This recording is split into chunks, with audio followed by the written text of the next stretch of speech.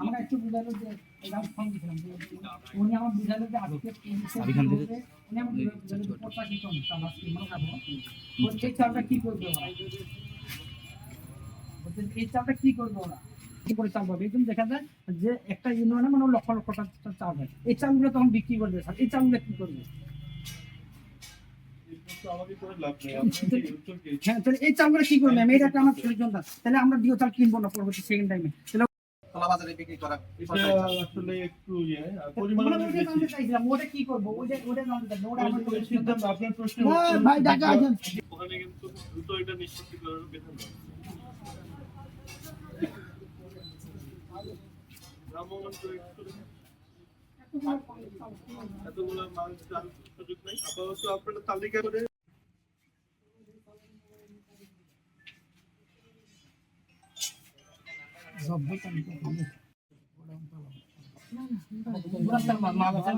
ভাই এটা আমি বলতে পারবো না আপনি আমি একটু কথা বলি আমারটা শুনুন আপনি এটা অপরাধ করছেন হ্যাঁ আচ্ছা এই অপরাধের ফলাফলটা কি হবে হ্যাঁ সেটা তো অপরাধ কিনছেন যদি এটা অবৈধ হয়ে থাকলে অপরাধ অপরাধের একটা ফলাফল আছে আমি আমাকে ধরি নাই তো আপনি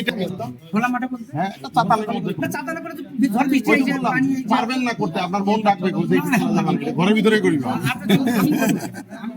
সামনে পূজা আসতেছে আপনি শুনেন আমার কথাটা সামনে পূজার হবে লক্ষ লক্ষ মেট্রিক এই চালটা কি হবে আমরা একটু বুঝাবো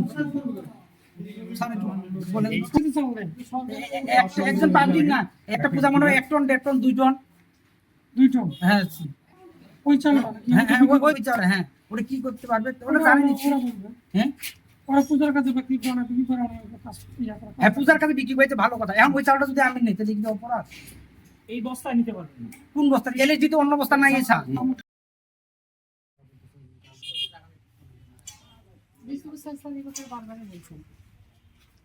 আমাদের এখানে কোনো দায়িত্ব নাই স্যার পুলিশ নিয়ে একটা বিষয় আছে স্যার এখন